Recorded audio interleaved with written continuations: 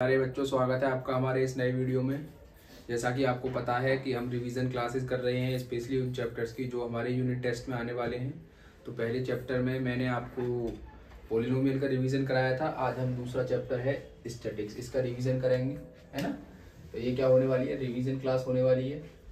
अब आप जानते हो रिवीजन क्लास में भाई सारी चीज़ें तो नहीं बताई जा सकती हैं, लेकिन ऐसी चीज़ें जो आपके पेपर में कहीं ना कहीं हेल्पफुल रहती हैं और आपके लिए फ़ायदेमंद होती हैं, उन चीज़ों के बारे में हम डिस्कशन करते हैं।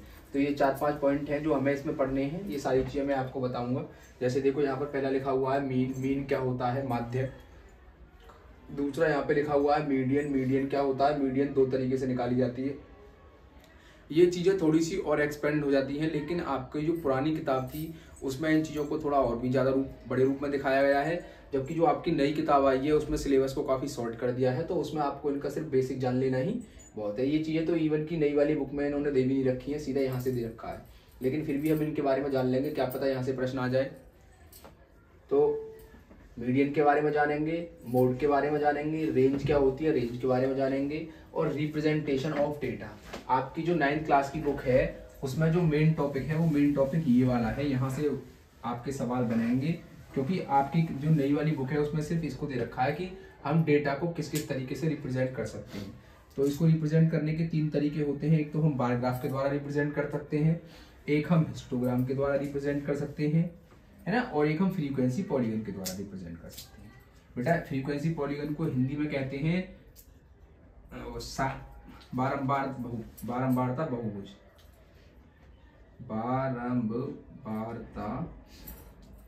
बहुभुज।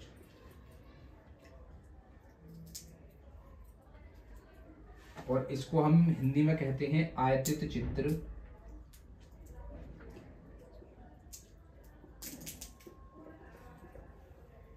और इसको हम कहते हैं दंड आलेख। क्या कहते हैं, दंड आलेख। तो ये तीनों मैं आपको बताऊंगा। जब हम हिस्टोग्राम का यूज करते हैं ना, तो हिस्टोग्राम में हमें एक चीज और ऐड हो जाती है, रेंज। यानी कि हिस्टोग्राम के जब हम सवाल बनाते हैं तो उसमें हमें एक चीज एक्स्ट्रा निकालनी पड़ती है जिसे रेंज कहते हैं, जिसका फॉर्मूला मैंने ऊपर भी लिखा हुआ है, यहाँ भी लिखा हुआ है। और जब हम इसका फ्रीक्वेंसी पॉलीगन बनाते हैं तो उसमें हमें एक और चीज निकालनी पड़ जाती है, जिसे हम क्या कहते हैं, क्लास मार्क्स। क्लास मार्क कैसे निकालते हैं, upper limit plus lower limit by 2। ये सारी चीजें मैं आपको बताऊंगा। तो चलिए स्टार्ट करते हैं। सबसे पहले मैं यहीं से स्टार्ट करता हूं, मीन से। मीन क्या है, मीन बेसिकली कुछ नहीं है, एवरेज है। जैसे मान लो मैं कहता हूं एक खिलाड़ी है, उसने पहली पारी में 5 रन बनाए, दूसरी पारी में 10 रन बनाए, तीसरी पारी में 15 रन बनाए, चौथी पारी में 40 रन बनाए और 5वीं पारी में 50 रन बनाए। ठीक, मैं कहने लगूं कि उसका मीन बताइए, तो मीन कुछ नहीं है, मीन एक तरीके से एवरेज है। आप क्या करेंगे, इनको सबको ऐड कर देंगे। मीन निकाल रहा हूं मैं, इसका क्या निकाल रहा हूं, मीन निकाल रहा हूं। तो मीन कैसे निकालते हैं, जोड़ दो सबको, 5 + 10 + 15 + 40 + 50 बटे नंबर्स कितने हैं, 1 2 3 4 5। कितने नंबर हैं, 5। नीचे जितने नंबर है ऊपर उनको लिख देते हैं, और ऊपर जितने रन बनाए गए हैं उनको लिखते हैं। एक तरीके से मीन भी कह सकते हैं इसको, या आप इसको एवरेज भी कह सकते हैं, है ना, एक ही चीज है। तो देख लेते हैं, जोड़ लो, 5 और 10 15, 15 और 15 30, 30 और 50 कितने हो गए, 80, 80 और 40 कितने हो गए, 120। यानी कि 120 बटे 5। जब आप इसको 5 से भाग देंगे 120 को, तो ये जाएगा 24 टाइम्स। तो यानी कि यहाँ पर हमारा मीन कितना निकल कर आया, 24। आई बात समझ में। तो देखो क्वेश्चन से ज्यादा अच्छे समझ में आता है। फॉर्मूला मैंने बस आपको लिखा दिया है कि सम ऑफ ऑब्जर्वेशंस, यानी कि जो भी नंबर्स दे रखे हैं उनको जोड़ लेंगे और जितने नंबर दे रखे हैं उनको नीचे लिख लेंगे। तो इसमें हमें कितने नंबर दे रखे थे कि कोई प्लेयर है ना, प्लेयर यानी कि खिलाड़ी है, और वो क्रिकेट खेलता है और 5 पारियों में इतने इतने रन बनाता है। एक पारी में 5 रन बनाता है, दूसरी पारी में 10 रन बनाता है, तीसरी पारी में 15 रन बनाता है, चौथी पारी में 40 रन बनाता है और 5वीं पारी में 50 रन बनाता है। तो उसके द्वारा जो भी टोटल रन बनाए गए हैं उसके आधार पर हम क्या निकाल सकते हैं, उसका मीन निकाल सकते हैं। तो मीन कैसे निकालते हैं, सबको जोड़ लेंगे और नीचे जितने नंबर्स हैं उससे डिवाइड कर लेंगे, तो निकाल दिया। दूसरा, कई बार ना आपको x की वैल्यू भी दे सकता है। जैसे मान लो x कह दे, x + 2, x + 3, x + 4, चलो x प्लस 1 कर लो और x माइनस 2 का मीन बताइए। तो इसका मीन निकालना भी कोई बड़ी बात नहीं है, वही काम जो हमने यहाँ पर किया है वही काम हम यहाँ पर करेंगे। क्या करेंगे, जोड़ेंगे। तो इसको इसके साथ और इसके साथ कितने नंबर है, 4 नंबर। तो निकाल दो जरा मीन। कैसे निकालेंगे, मीन बराबर x plus 2 plus x plus 1 plus x plus 4 और प्लस x माइनस 2, यही तो है। तो कितने नंबर हैं, 1 2 3 और 4। तो नीचे क्या आ जाएगा, नीचे आ जाएगा 4, ठीक है ना। तो नीचे क्या आ जाएगा, नीचे आ गया 4। अब आप जोड़ लो x और x 2x और एक x 3x और एक 4x। तो x कितनी हो गई, 4x, ठीक है। जोड़ लो 2 और एक 3 और 4 7, और 7 में से 2 गए तो कितने बचे, 5, और नीचे क्या बचा, 4। तो यही क्या हो गया इसका मीन। तो कई बार आपको वेरिएबल देकर भी मीन निकाल सकता है, तो आपको परेशान नहीं होना कि यार ये कैसे होगा। कुछ नहीं है, बस आपको वही काम करना है कि जो आपने इसमें किया था नंबर्स में, वही काम आप यहाँ पर कर देंगे। तो ठीक है, ये दोनों चीजें आपको समझ में आ गई होंगी। तो यहाँ से हमारा पहला पॉइंट क्लियर हो जाता है। अब हम नेक्स्ट पॉइंट पर आते हैं। तो आपसे किसी भी चीज का मीन निकाल सकता है तो आप पूछ लेंगे। देखो कई बार एक नंबर में सवाल पूछ लेता है कि जो सम ऑफ ऑब्जर्वेशन है बटे टोटल नंबर ऑफ ऑब्जर्वेशन का रेशो क्या कहलाता है। तो बेटा किसी चीज को अगर मैं ऐसे लिख दूं ना 5/2, तो ये एक रेशो होता है। तो ऐसे ये क्या बना हुआ है, एक रेशो बना हुआ है। तो ये क्या कहलाता है, मीन कहलाता है। क्या कहलाता है, मीन। तो आपसे थ्योरी में सवाल भी पूछ सकता है कि सम ऑफ ऑब्जर्वेशन बटे टोटल नंबर ऑफ ऑब्जर्वेशन किसका फॉर्मूला है या क्या कहलाता है, तो मीन कहलाता है। ठीक है, ये बात क्लियर हुई होगी। बहुत स्लो मैं पढ़ा रहा हूं, फिर भी अगर आपको लगता है कि थोड़ा फास्ट हो रहा है तो आप जब वीडियो को देखेंगे तो इसकी प्लेबैक स्पीड थोड़ा स्लो कर लेंगे और देख लेंगे। ठीक है, पहला पॉइंट हमारा हो गया क्लियर। तो इसको हटा देते हैं। मीन निकालना सीख चुके हैं हम कि मीन कैसे निकालते हैं। ठीक, उसके बाद आ गया मीडियन। क्या आ गया, मीडियन। मीडियन कैसे निकालते हैं ये देख लेते हैं। ठीक है, मीडियन देखो निकालना बहुत आसान है। अब यहाँ पर आपको दो चीज देखिए, number of observation is even. Even का मतलब आप क्या जानते हैं, सम। क्या जानते हैं, और सम कौन सी होती है, जो 2 से पूरी तरीके से भाग हो जाती है। क्या हो जाती है, 2 से पूरी तरीके से भाग। और ऑड क्या होती है, जो 2 से पूरी तरीके से भाग नहीं होती, 2 से भाग नहीं। अब देख लेते हैं जरा। जैसा मान लेते हैं, मैं एक एग्जांपल लेता हूं, एक एग्जांपल से मैं आपको समझाने की कोशिश करूंगा तो ज्यादा बेहतर रहेगा। यहां ले लेते हैं एक एग्जांपल। इधर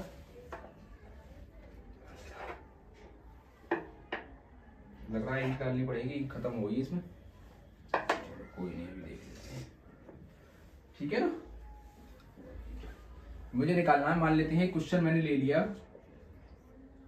क्वेश्चन क्या ले लेते हैं, चलो मैंने कहा 4 3 6 9 और 12।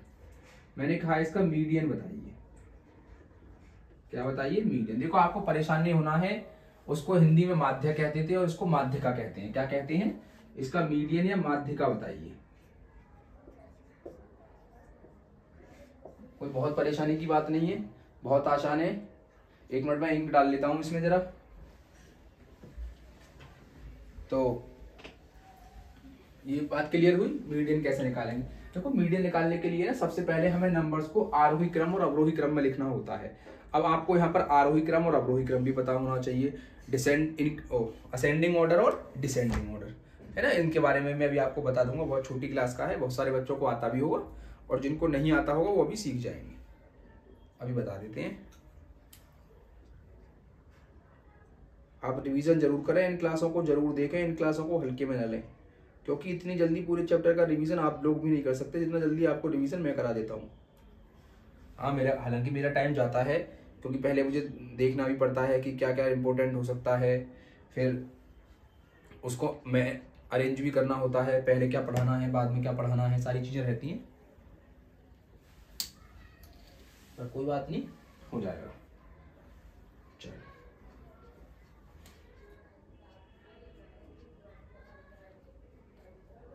आ जाते हैं वापस। मैंने कहा इसका मीडियन बताइए या इसकी माध्यिका बताइए। तो बेटा सबसे पहले जो दिए गए नंबर्स होंगे ना, इनको 2 तरीके से हम लगाएंगे, आरोही क्रम, आरोही क्रम। इसको इंग्लिश में कहते हैं असेंडिंग ऑर्डर है ना, यानी कि होता है बढ़ता क्रम। कौन सा क्रम? बढ़ता क्रम। और एक दूसरा होता है अवरोही क्रम, ऐसा कहते हैं डिसेंडिंग ऑर्डर। ये चीज क्लियर है? ये होता है घटता क्रम। अब बढ़ता क्रम और घटता क्रम से हम क्या समझते हैं? घटता क्रम। देखो वैसे ना आपको इन दोनों फॉर्मूलेज को याद करने की जरूरत नहीं है, लेकिन हमें फॉर्मूलेज को इसलिए याद करना पड़ता है कि जब नंबर ऑफ डिजिट्स बहुत सारे हो जाते हैं ना, तो उस केस में हमें फॉर्मूला हेल्प करता है। पर इस तरीके के छोटे सवालों में आपको फॉर्मूला याद करने की कोई जरूरत नहीं है। तो मैंने बताया आरोही क्रम। आरोही क्रम का मतलब क्या है? बढ़ते हुए क्रम में लगाना। तो इसी को लगा लेते हैं पहले आरोही क्रम में। भाई बढ़ेगी कोई चीज कैसी? इसका मतलब पहले छोटी चीज लेनी होगी, फिर उससे बड़ी चीज लेनी होगी, फिर उससे बड़ी चीज लेनी होगी, इसी तरीके से तो बढ़ेगी। सबसे छोटा क्या है इसमें? 3, फिर क्या है 4, फिर क्या है 6, फिर क्या है 9 और फिर क्या है 12। ये कौन सा क्रम हो गया? इनका बढ़ता क्रम, आरोही क्रम। अब इनको अवरोही क्रम में लगा लेते हैं। अवरोही क्रम ये कौन सा क्रम होता है? घटता क्रम। इसका उल्टा होता है, इधर से लिख दो 12, 9, 6, 4, 3। ठीक है, आपने लिख दिया। अब इसमें लिखा हुआ है नंबर ऑफ ऑब्जर्वेशन, यानी कि नंबर ऑफ ऑब्जर्वेशन क्या है? यानी कि कितने नंबर दे रखे हैं। नंबर ऑफ ऑब्जर्वेशन क्या है? कितने नंबर दे रखे हैं। तो कितने नंबर दे रखे हैं इसमें? 1, 2, 3, 4, 5। कितने नंबर दे रखे हैं? 5। यहाँ भी ये 5 नंबर है, ये भी कितने नंबर है? 5। अब 5 एक कैसी संख्या है? 5 एक विषम संख्या है या एक ऑड नंबर है? कैसा नंबर है?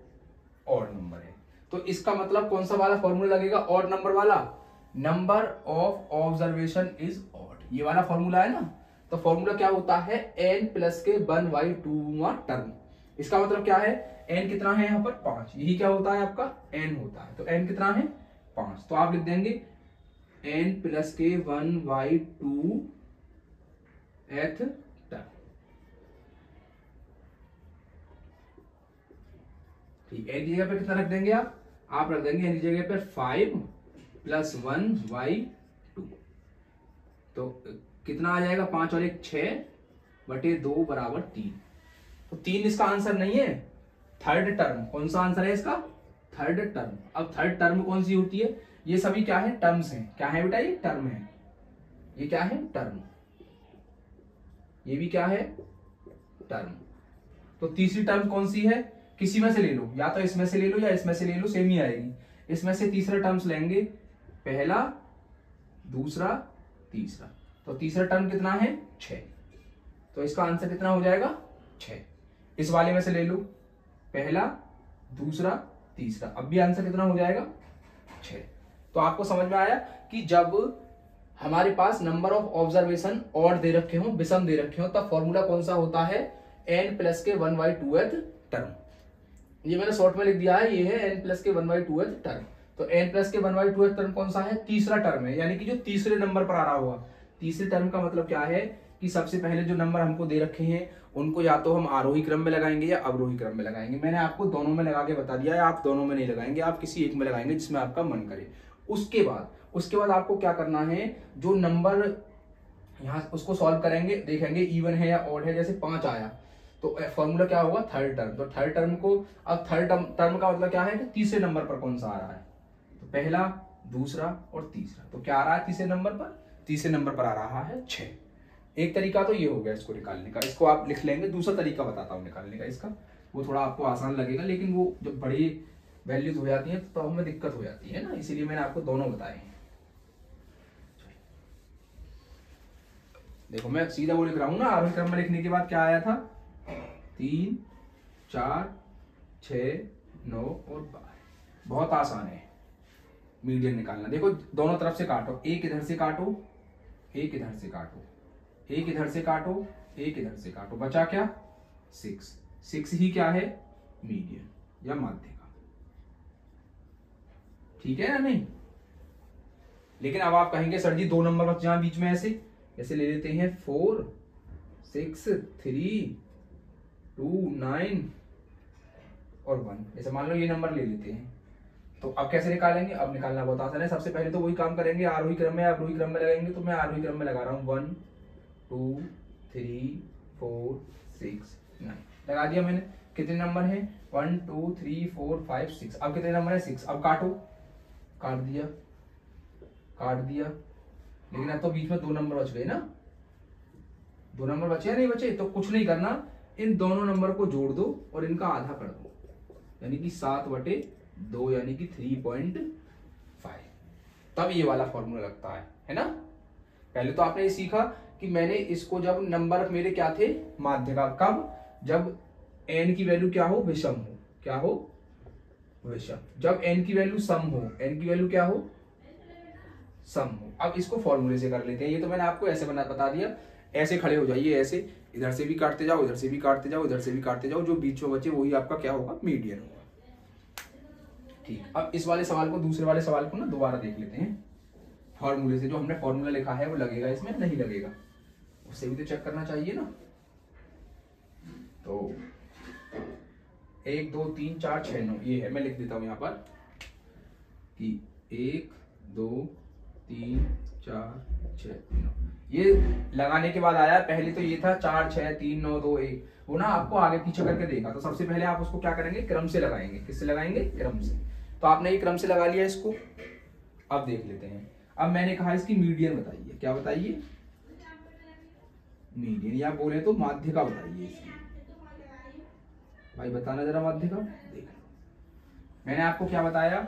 गिनो पहले इनको, कितने नंबर हैं? 1 2 3 4 5 6। कितने हैं? n की वैल्यू कितनी है? 6। और 6 कैसी संख्या है? सम। कौन सी संख्या है? सम। तो सम संख्या के लिए कौन सा फॉर्मूला है? ऊपर वाला। क्या फॉर्मूला है? n/2 plus n/2 plus 1/2। कुछ नहीं है, फॉर्मूला क्या है? यानी कि n/2वां टर्म है ना, टर्म प्लस n/2 प्लस 1वां। इसका मतलब कुछ नहीं है, यानी कि मध्य वाले से जो अगला है, जो फॉर्मूला देखो यहीं से तो बना है, /2। अब n की वैल्यू कितनी है? 6। रख दो 6, n की वैल्यू रख देते हैं 6। आपने रखा 6/2, ठीक है। फिर प्लस, फिर आपने रखा 6 बटे, क्योंकि n/2 है, प्लस 1 है ना, टर्म लिखा हुआ है, पर टर्म लिखा हुआ है /2। आ जाइए आगे। देखो इस 2 से इस 6 को काटेंगे तो कितनी बार कटेगा? 3 बार। और इस 6 से इस 2 को काटेंगे तो कितनी बार कटेगा? यानी कि 3 बार और प्लस 1/2। यहां पर क्या चल रहा है? टर्म। आ जाइए। अब तीसरा टर्म प्लस चौथा टर्म बटे, तो तीसरा और चौथा टर्म कौन सा है? गिन लो। तीसरा टर्म कौन सा है? ये है। चौथा टर्म कौन सा है? ये है। क्योंकि ये तो पहला हो गया, ये दूसरा हो गया, ये तीसरा हो गया, और ये कौन सा हो गया? चौथा। तो इन दोनों को जोड़ दो, तो 3 प्लस के 4/2 यानी कि 7/2। इसका मतलब 3.5। इसकी क्या हो गई? मीडियन। और पहले भी हमने क्या करा था? पहले भी तो हमने यही करा था। 1 2 3 4 6 और 9। काटते चले जाओ, रिशुम रिशुम रिशुम रिशुम। ये 2 बच गए, इन दोनों को जोड़ के आधा कर दो, प्लस करके क्या कर दो? आधा कर दो। ठीक है, इस तरीके से निकाल लेंगे। एक और सवाल ले लेते हैं। हो सकता है आपको कंफ्यूजन हो रहा हो, क्योंकि तीसरा और चौथा ही नंबर आ रहा है, और तीसरा ही और चौथा ही टर्म आ रहा है, तो शायद आपको ऐसा लग रहा हो कि सर जी हर बार ऐसा आएगा। ऐसा नहीं आएगा। एक सवाल और देख लेते हैं इसके ऊपर।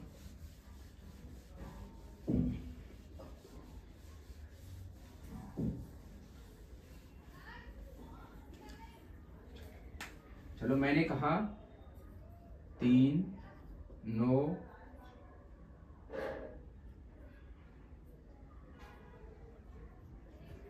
18 21 3 9 18 24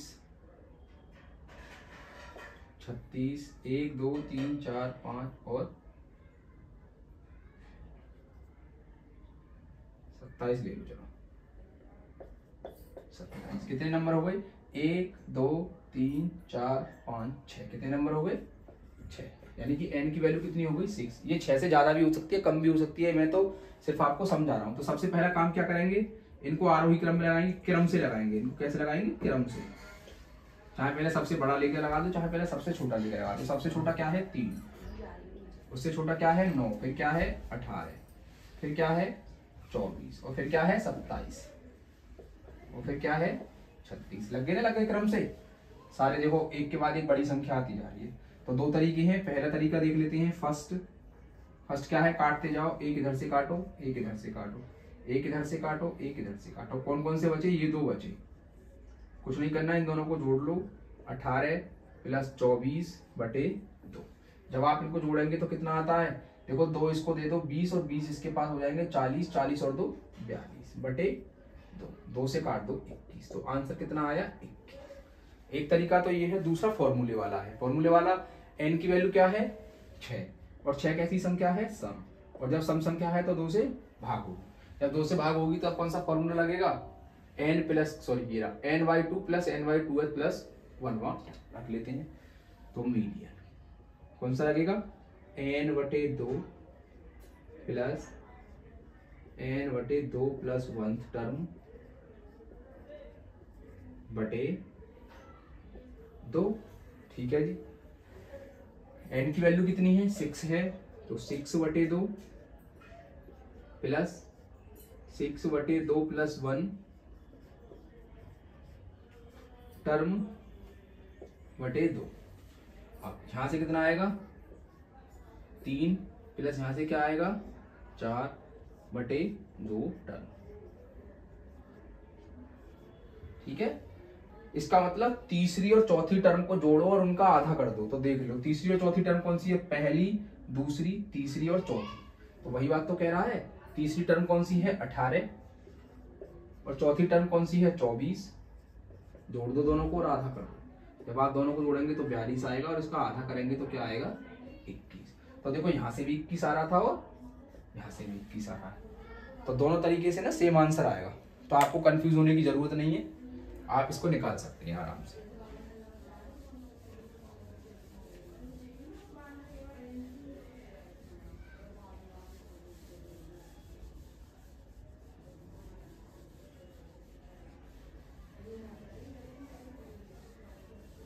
नेक्स्ट देख लेते हैं। नेक्स्ट क्या है, बहुलक।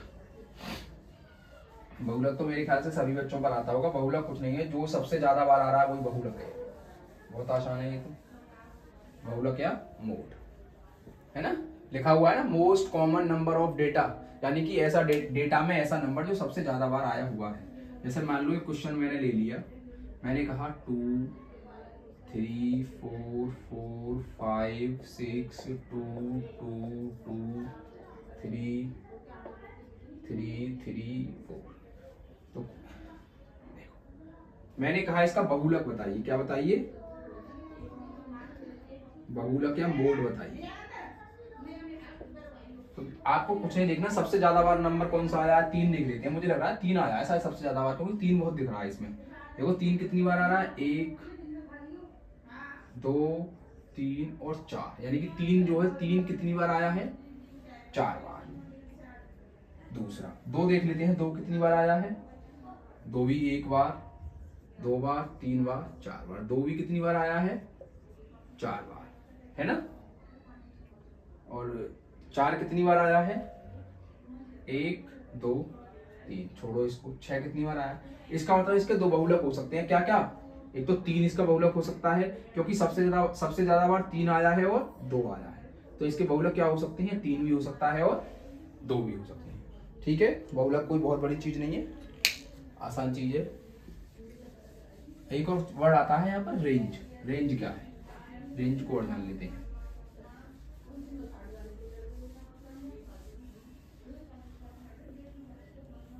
रेंज तो बहुत आसान चीज है, आपकी डेली लाइफ में भी यूज होता है रेंज।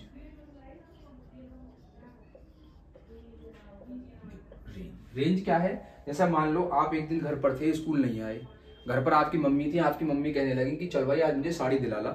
तो आप जैसे ही दुकान वाले के पास पहुंचेंगे तो दुकान वाला सबसे पहले आपकी मम्मी से क्या कहेगा, वो कहेगा आंटी किस रेंज में साड़ियां दिखा दूं, है ना। तो आपकी मम्मी बोलेगी भैया ऐसी दिखा दो 1000 से 1200 तक की, या 800 से 1000 तक की, या 1200 से 1400 की, मतलब जितने की भी लेनी होगी उस हिसाब से बताएंगे। तो रेंज क्या है, रेंज वही है। रेंज निकालना बहुत आसान होता है, बड़े नंबर में से यानी कि मैक्सिमम नंबर में से क्या घटा देते हैं, मिनिमम नंबर घटा देते हैं, है ना। यानी कि बड़ा, मैक्सिमम का मतलब है बड़ा, और बड़े में से क्या घटा देंगे, छोटा, तो क्या निकल कर आ जाएगी, रेंज। हिंदी में इसको कहते हैं परास। क्या कहते हैं, परास। ठीक है, जैसे मान लेते हैं मैंने कहा 1, 8, 10, 23, 25, 29। ये मान लो मैंने कहा कोई डेटा है, मेरे पास डेटा है ना, क्वेश्चन है, ये कोई डेटा है, मैंने कहा इसकी रेंज बताइए, रेंज। तो बहुत आसान है, सबसे बड़ा नंबर देखेंगे। सबसे बड़ा नंबर क्या है, 29। सबसे छोटा नंबर क्या है, 1, घटा देंगे, तो रेंज इसकी कितनी आ जाएगी, 28। तो उम्मीद है ये बात भी आपको समझ में आई होगी, रेंज किस तरीके से निकालते हैं। ठीक है ना।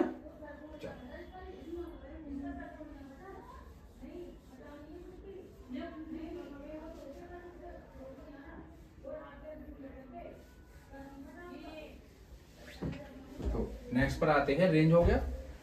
रेंज के बाद आ गया रिप्रेजेंटेशन ऑफ डेटा, यानी कि डेटा को रिप्रेजेंट करने के। बेटा देखो, जब चीजें हमारे पास बल्क में होती है ना, तो चीजों को समझने के लिए हमें एक सही क्रम में अरेंज करना होता है। तो उसको सही क्रम में अरेंज हम 3 प्रकार से कर सकते हैं ना, या किसी भी डेटा को हम 3 प्रकार से दिखा सकते हैं। एक बार ग्राफ के माध्यम से, एक फ्रीक्वेंसी पॉलीगन के माध्यम से, और एक बारंबारता बहुभुज के माध्यम से।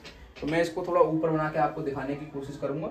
हालांकि कुछ बच्चे, मैंने इसके ऊपर पहले भी एक वीडियो बना रखा है, अगर किसी बच्चे ने देख रखा हो तो उसको ज्यादा से आसानी से समझ में आएगा। तो इसको कितने प्रकार से हम कर सकते हैं, 3 प्रकार से कर सकते हैं। मैं यहाँ बना देता हूँ एक बार फिर से, थोड़ा इसलिए मैं इसका इस्तेमाल कर रहा हूँ ताकि सीधा आए थोड़ा, और कोई बात नहीं है ना। 3 प्रकार से दिखा सकते हैं इसको।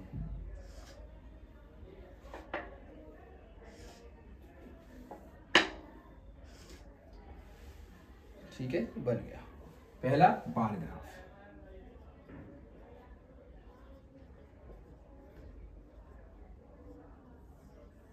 ठीक है जी। दूसरा होता है हिस्टोग्राम। क्या होता है,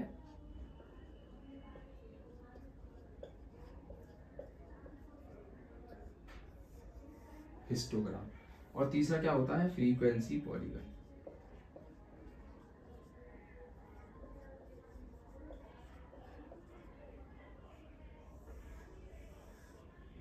फ्रीक्वेंसी पॉलीगन। आगे बात समझ में। देखो आयतित चित्र कैसे बनता है, मान लेते हैं इधर नंबर ऑफ ऑब्जर्वेशंस लिखते हैं, इधर जो जो चीजें हमने खर्च करी हैं वो लिखते हैं। तो हमें इस तरीके के ग्राफ बन जाते हैं इसमें, इस तरीके के।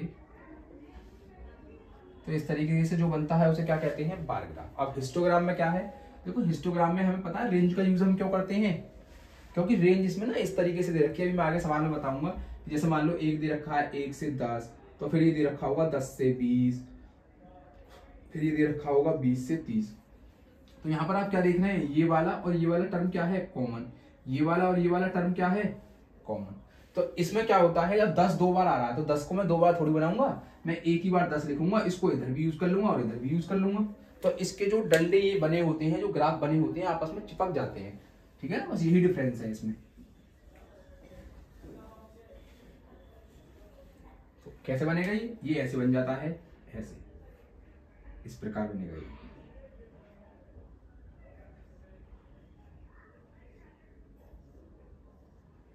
इस तरीके से बनता है।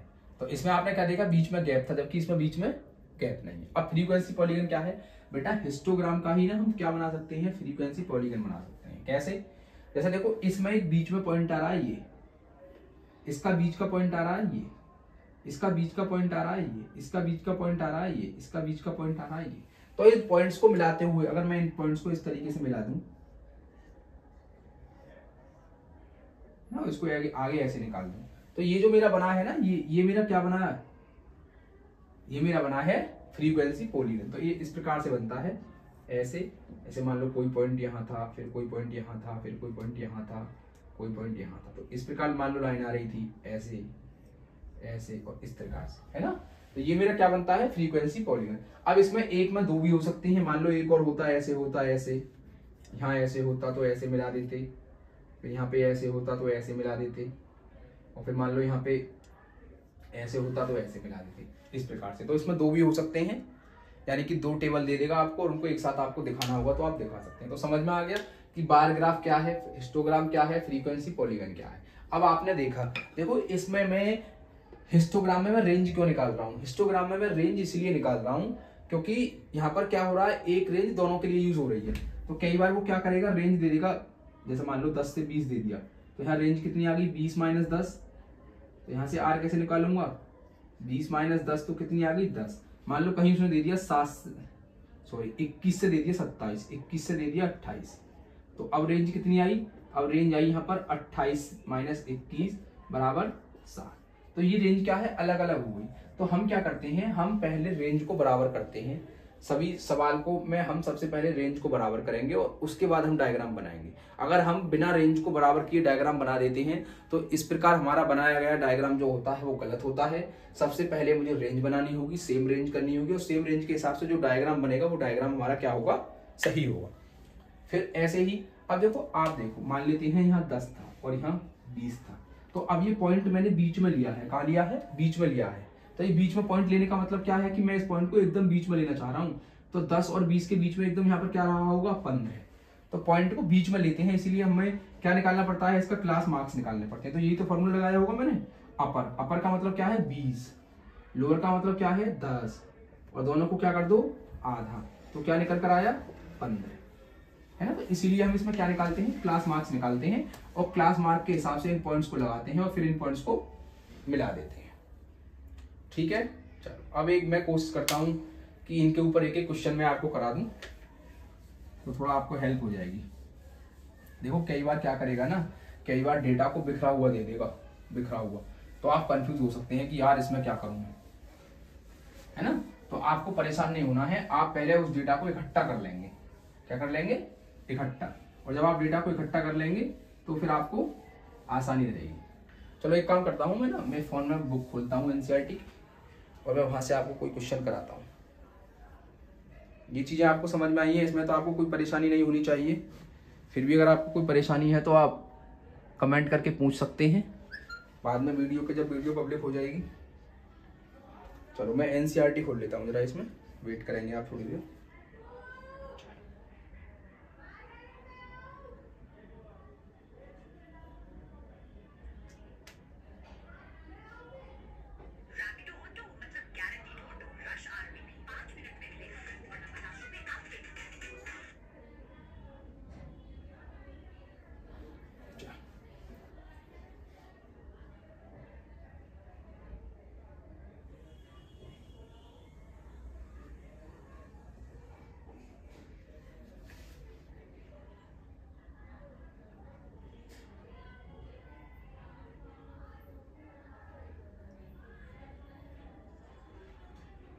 देखो ये कह रहा है, इसने एक डायग्राम बना रखा है कि ग्रोसरी पर एक व्यक्ति है, जो लिखा हुआ है, एक परिवार ने जिसकी मासिक आय 20,000 रुपए है, विभिन्न मदों के अंतर्गत महीने में होने वाले खर्च की योजना बनाई।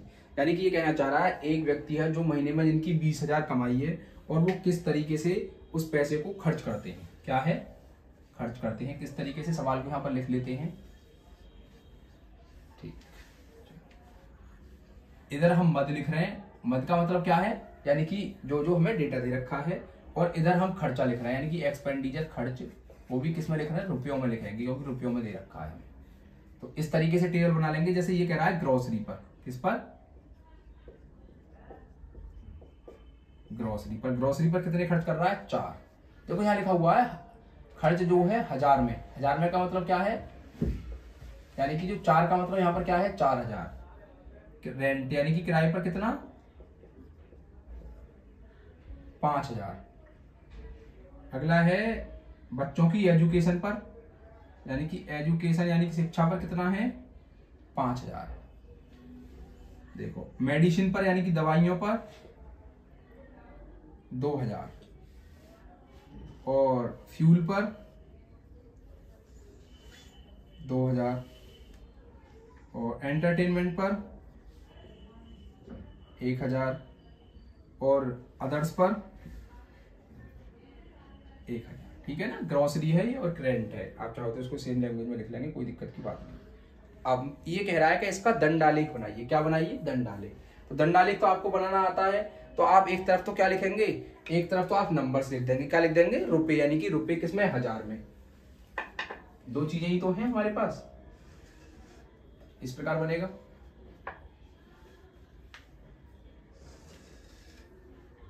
ये दो चीजें हैं हमारे पास। इधर क्या है? इधर है हमारे पास मदें। क्या है? मदें। और इधर क्या है हमारे पास? रुपए। क्या है? रुपए।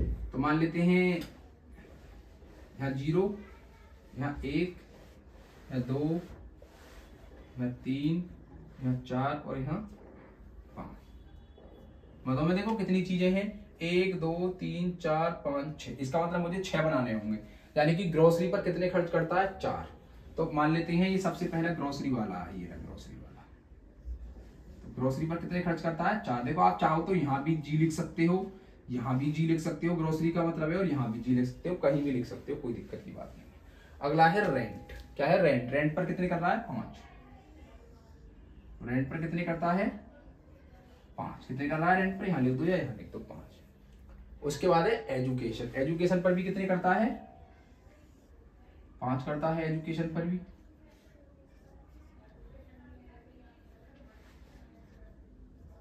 एजुकेशन पर कितने?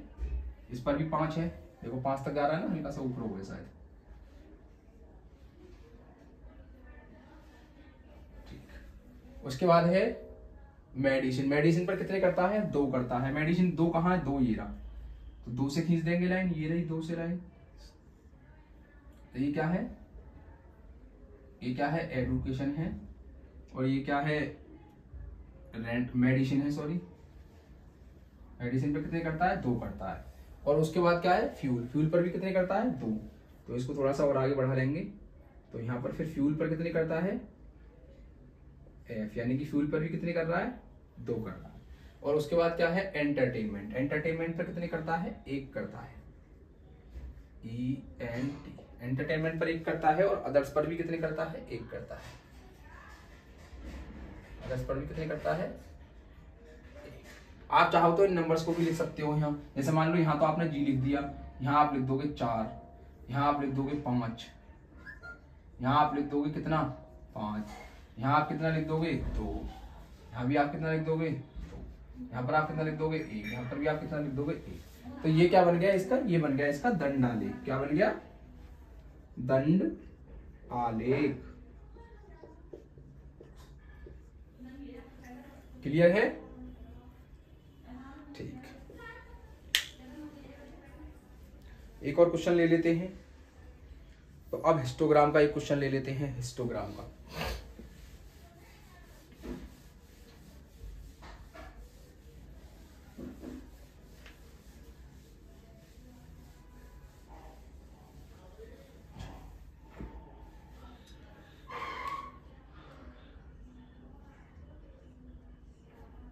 देखो ये कह रहा है एक किसी क्लास के बच्चों का वेट दे रखा है। क्या दे रखा है? वेट।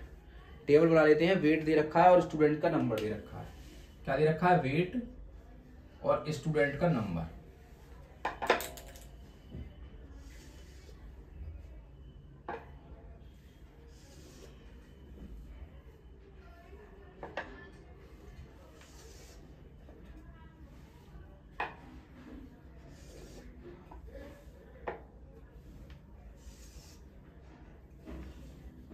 क्लियर है?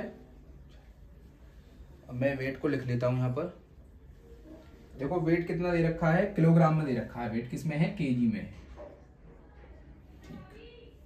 जैसे 30.5 से 35.5 वाले हैं 9,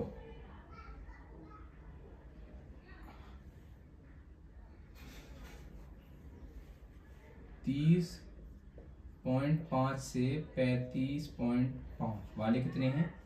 9। 35.5 से 40.5 वाले कितने हैं? 6। और 40.5 से 45.5 कितने हैं? 15। और 45.5 से 50.5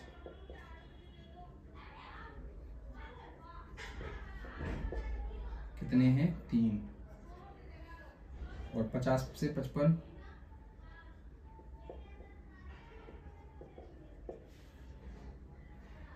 1, और कितना है 55.5 से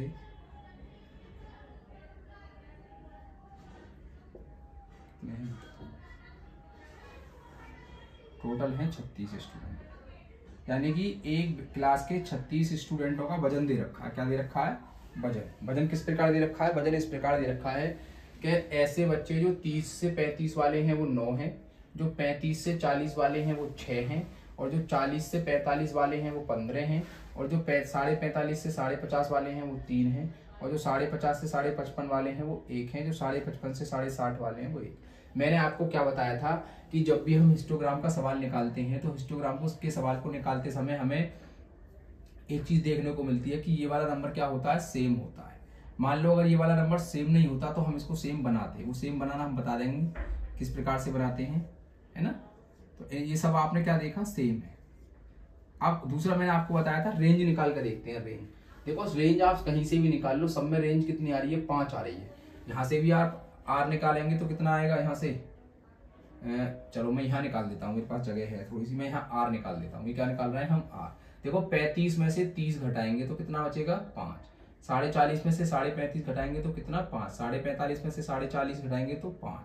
50.5 में से 45.5 तो 5। 40 में से तो 5, तो 5। यानी कि रेंज क्या आ रही है? बराबर। मान लो अगर रेंज अलग अलग आ रही होती तो सबसे पहले हमारा काम क्या था? सबसे पहले हमारा काम था रेंज को समान करना। हम कोई भी एक रेंज ले लेंगे, या तो उसके बीच में ले लो, या सबसे छोटी वाली ले लो, या सबसे बड़ी वाली ले लो, लेकिन हमें रेंज को बराबर करना पड़ेगा। अब क्योंकि इसमें रेंज समान है तो इसका डायग्राम बनाना बहुत ही आसान काम है, तो बना लेते हैं। वही चीज इधर क्या लिखेंगे हम?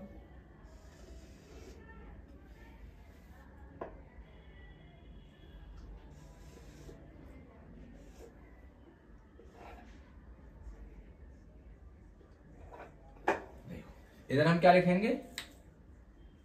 इधर हम लिखेंगे स्टूडेंट। क्या लिखेंगे?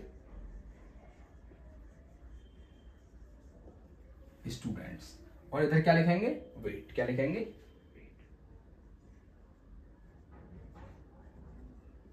देखो वेट का बना लो। वेट कैसे दे रखा है? वेट दे रखा है, कहाँ गया? 30.5 से 35.5। देखो अब आपने देखा यहाँ पर किंग लाइन का यूज होगा। किसका यूज होगा? किंग लाइन का। किंग लाइन का यूज बेटा यहाँ पर क्यों होगा? यहाँ पर किंग लाइन का यूज इसलिए होगा क्योंकि वैल्यू जो हमारा इधर तो हम 0 से स्टार्ट कर रहे हैं, जबकि इधर हमारा किससे स्टार्ट हो रहा है? 35 से स्टार्ट हो रहा है। तो इससे हम ये बताना चाह रहे हैं कि शुरू में कुछ चीजें रह गई हैं जिनको हमने नहीं लिया है। तो हम इधर कहां से लेते हैं? मान लो ये तो 0 था, ये क्या है? 1 है, ये क्या है? 2 है, 9 तक जाना है। ये क्या है? 3, 4, 5, 6, 7, 8, 9। जरूरी नहीं है आप हर एक एक करके ही लें, आप पेज के हिसाब से लेंगे। अगर आपके पास छोटा पेज है और वैल्यू बहुत बड़ी बड़ी है तो आप 10-10 के अंतर पर ले सकते हैं, 2-2 के अंतर पर ले सकते हैं, 5-5 के अंतर पर ले सकते हैं। इस तरीके से ले लें, क्योंकि मेरे पास जगह है और 9 तक लेना है तो मैंने ले लिया। अब हम इधर लिखेंगे 30 से 35। क्या लिखेंगे? मान लेते हैं यहाँ क्या है? 30.5, और यहाँ क्या है? 35.5। अगला क्या है? 40.5। अगला क्या है? 45.5। अगला क्या है? 50.5। अगला क्या है? 55.5। और अगला क्या है? 60.5। हमने सभी को लिख लिया। अब मुझे देखना है 30 से 35 वाले कितने हैं? 9। 9 कहाँ दिखाई दे रहा है आपको? 9 ये दिखाई दे रहा है। तो आपको कुछ नहीं करना, 9 तक बस लाइन खींच दो। 9 तक लाइन खींच दी। ठीक, ये खींच दी 9 तक लाइन हमने। ठीक है। अगला है 35.5 से 40.5 वाले कितने हैं? 6। यानी कि यहां से यहां तक वाले कितने हैं? 6। 6 कहाँ है? 6 ये रहा।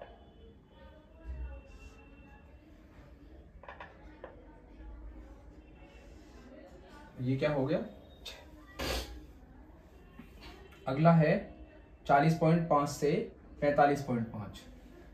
40.5 से 45.5 वाले कितने हैं? 15। अरे मैं ये तो भूल ही गया था कि इसमें 15 भी लिखना है। चलो हम मान लेते हैं यहाँ कहीं दूर जाकर क्या होगा 15, तो ये कितना है 15, तो इसको पहले 15 तक बढ़ाना होगा, ये 15 तक हो गया,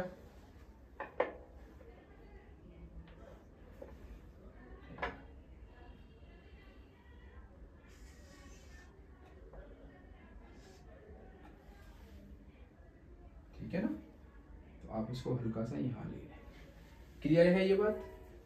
उसके बाद लेंगे हम 40 पॉइंट से 3 लेने हैं, यानी कि यहाँ से यहाँ तक वाले कितने हैं 3, तो 3 का कहाँ डायग्राम, ये रहा 3 का, 3 के ऊपर खींच देते हैं, ये खींच दिया, ये हो गया। नेक्स्ट है ये हो गया, अब है 55.5 से 60.5, तो सॉरी 50 से 55, 50 से 55 वाला कितना है 1, तो यहाँ पर कितना लेना है 1 लेना है, 1 ये रहा, तो 1 खींच देंगे,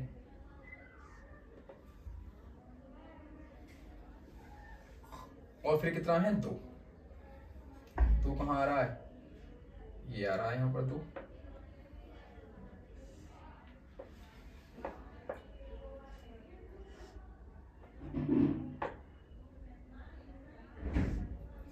कितना है, तो बना नहीं बना पूरा डायग्राम, ये बन गया डायग्राम। और कौन सा डायग्राम बना है ये बना है आयतित चित्र,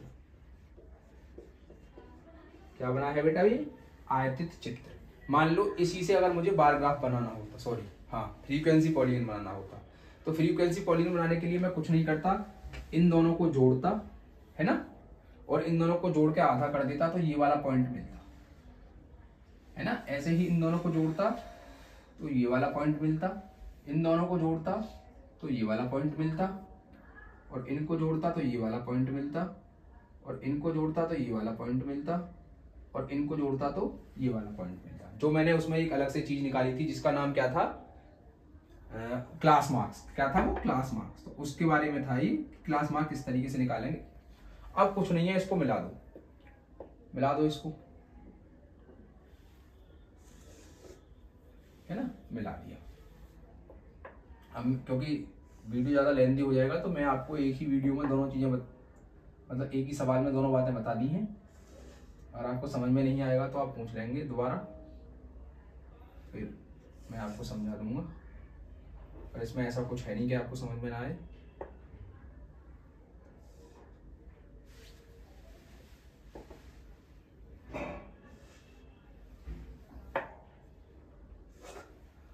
ये बनेगा, ठीक है ना।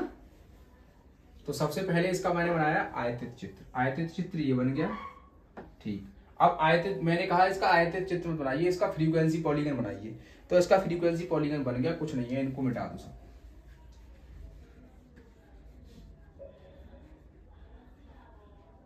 केवल पॉइंट पॉइंट को छोड़ेंगे, बाकी सबको मिटा देंगे।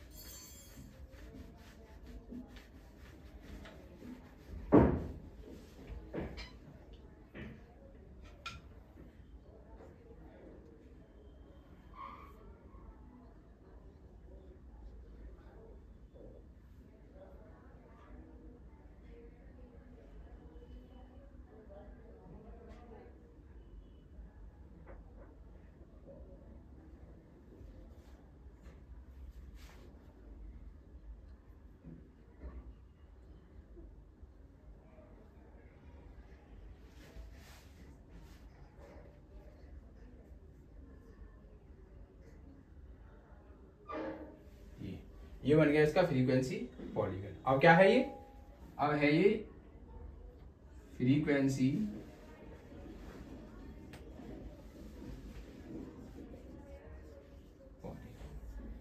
देखो अब यहां पर ना दो चीजें आती हैं।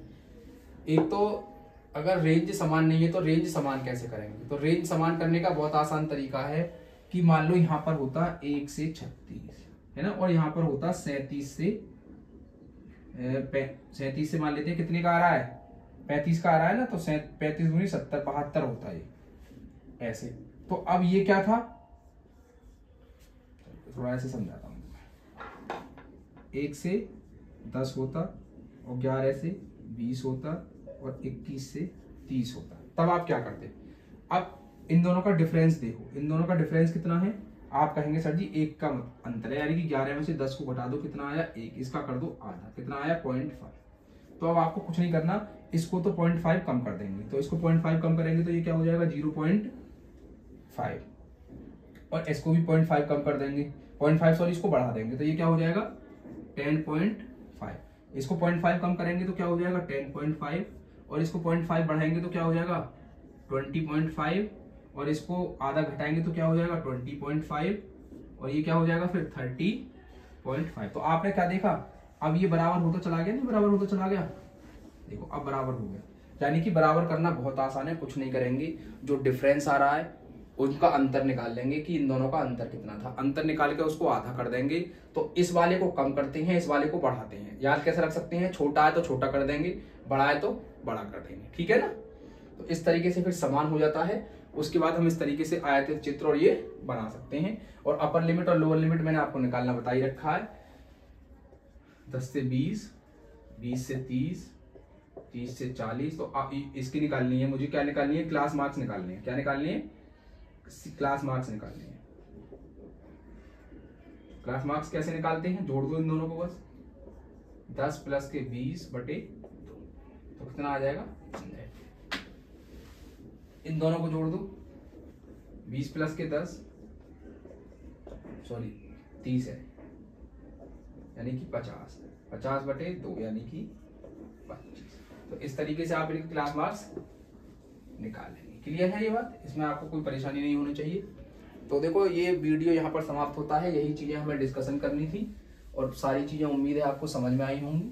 फिर भी कोई चीज अगर ऐसी है जो आपको लगता है कि मेरे समझ में नहीं आई है, तो आप वीडियो को एक बार और देखें, आपको जरूर समझ में आएगी। लेकिन आपको वीडियो देखते समय इस बात का ध्यान रखना है कि आपका पूरा फोकस वीडियो देखने पर होना चाहिए, आपका ध्यान इधर उधर की बातों में नहीं होना चाहिए। चलो मैं देख लेता हूँ, अगर एक आध क्वेश्चन और मिल जाए तो मैं बताता हूँ कि क्वेश्चन किस किस तरीके के आ सकते हैं, ताकि आप क्वेश्चन की लैंग्वेज को समझ लें, जिससे आपको समझने में आसानी रहे।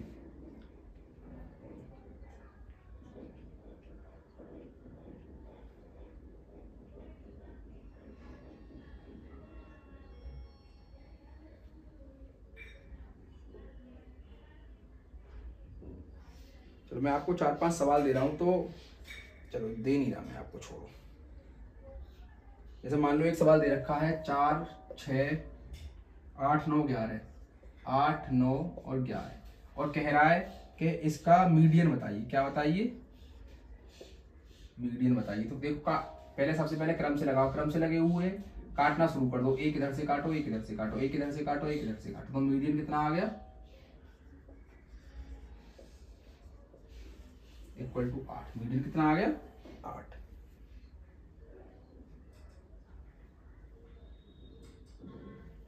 जैसे मान लो एक और सवाल है,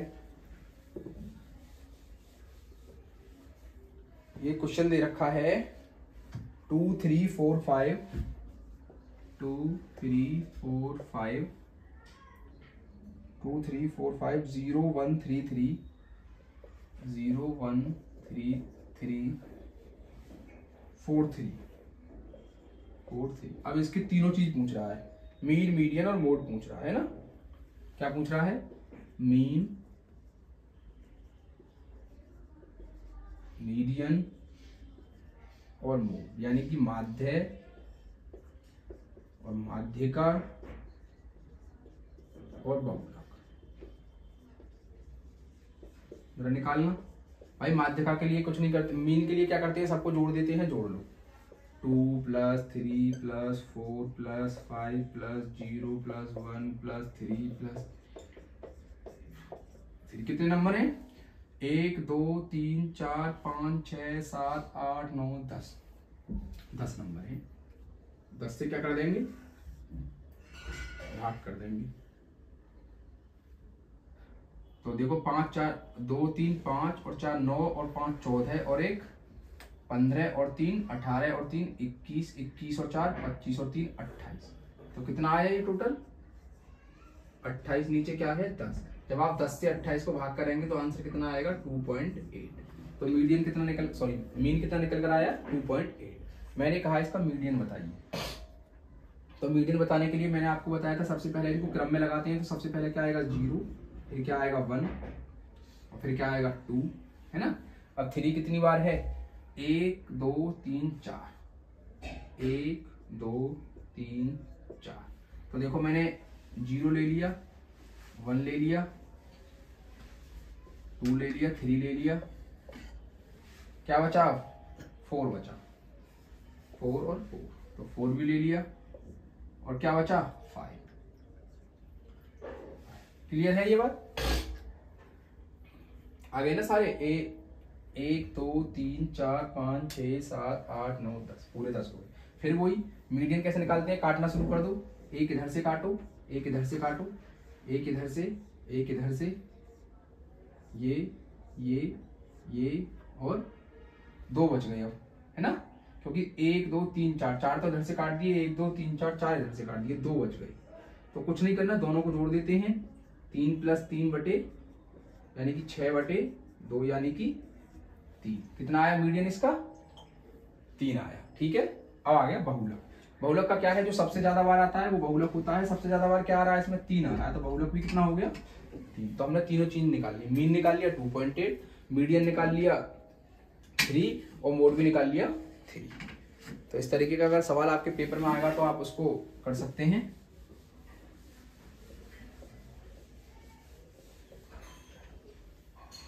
और देख लेते हैं एक आध सवाल कोई मिल जाए कराने लायक तो।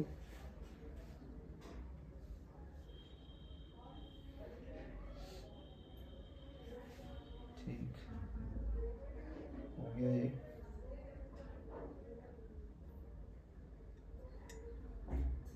देखो ना कई बार ऐसे दे देगा, जैसे मान लो 1 2 1 1 2 2 3 4 3 3 और कह देगा आपसे इसका या तो बार ग्राफ बनाइए या फ्रीक्वेंसी पॉलीगन बनाइए या हिस्टोग्राम बनाइए। तो आपको डरना नहीं है, आप इसको इस तरीके से लिखेंगे। एक जैसे मान लो 1 कितनी बार आ रहा है, 1 2 3 बार, 1 कितनी बार आ रहा है 3, फिर आप लिखेंगे 2, 2 कितनी बार आ रहा है 1 2 3, तो 2 कितनी बार आ रहा है 3 बार, फिर आप लिखेंगे 3, 3 कितनी बार आ रहा है 1 बार, फिर आप लिखेंगे 2 बार, सॉरी 1 और 1 2 बार, फिर 4, 4 कितनी बार आ रहा है 1 बार। तो ये ऐसी टेबल नहीं बनती जैसी टेबल आपके पेपर में बनी हुई आती है, जिसका आप ग्राफ बना लेते हैं, फिर आप आराम से बना लेंगे ग्राफ इसका, फिर परेशानी की कोई बात नहीं है।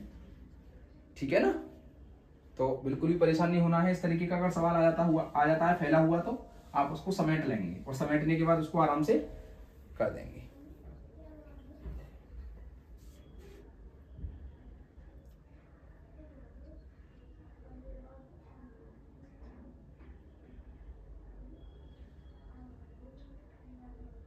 ये वाला मैं ऐसा करा ही चुका आपको।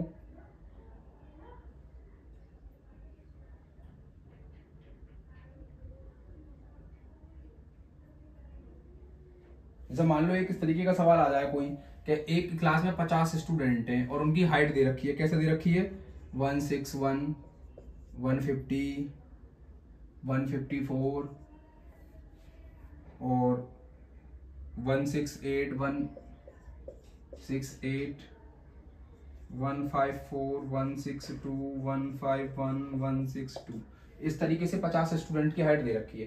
तो आपको डरना नहीं है, आप क्या लिखेंगे, एक तरफ तो क्या लिखेंगे हाइट और एक तरफ क्या लिखेंगे स्टूडेंट। तो आपने हाइट ले ली है मान लो 161 से 140, रेंज दे, मान लो सवाल में रेंज भी दे दे वो, तो रेंज क्या कह रहा है, रेंज उसने दे रखी है कि 160 से 165 लेनी है। तो 160 से 165, तो 160 से 165 वाले में कौन कौन आ जाएगा, ये भी आएगा, ये नहीं आएगा, ये आएगा और ये आएगा। तो यानी कि 160 से 165 वाले कितने हो गए 3। फिर मान लो वो कह देता कि 165 से 170 वाले, तो 165 से 170 वाले मान लो 5 आते तो 5 लिख देते। फिर वो कहता 170 से 175 वाले, मान लो 4 आता तो 4 लिख देते।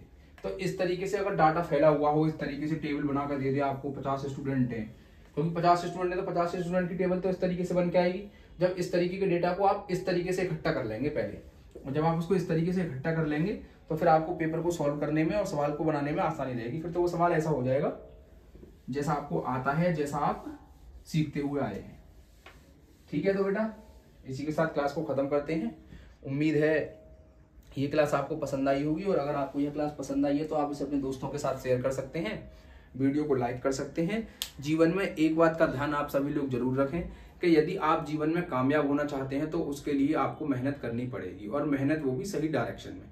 मान लेते हैं कि आप एक क्रिकेटर बनना चाहते हैं और आप प्रैक्टिस करते हैं वॉलीबॉल की, तो क्या आप ना तो क्रिकेटर बन पाएंगे और ना ही वॉलीबॉल प्लेयर बन पाएंगे। इसीलिए मान लो आप एक स्टूडेंट हैं, और आप एक स्टूडेंट की ड्यूटी बनती है अपने जिस भी सब्जेक्ट का पेपर है उस सब्जेक्ट पर फोकस करना, उसके बारे में पढ़ना, जिससे कि आपका पेपर अच्छा हो। तो उम्मीद है आप सभी अच्छे होंगे, और इस वीडियो को अपने दोस्तों के साथ शेयर कर दें, चैनल को सब्सक्राइब कर दें। Thank you.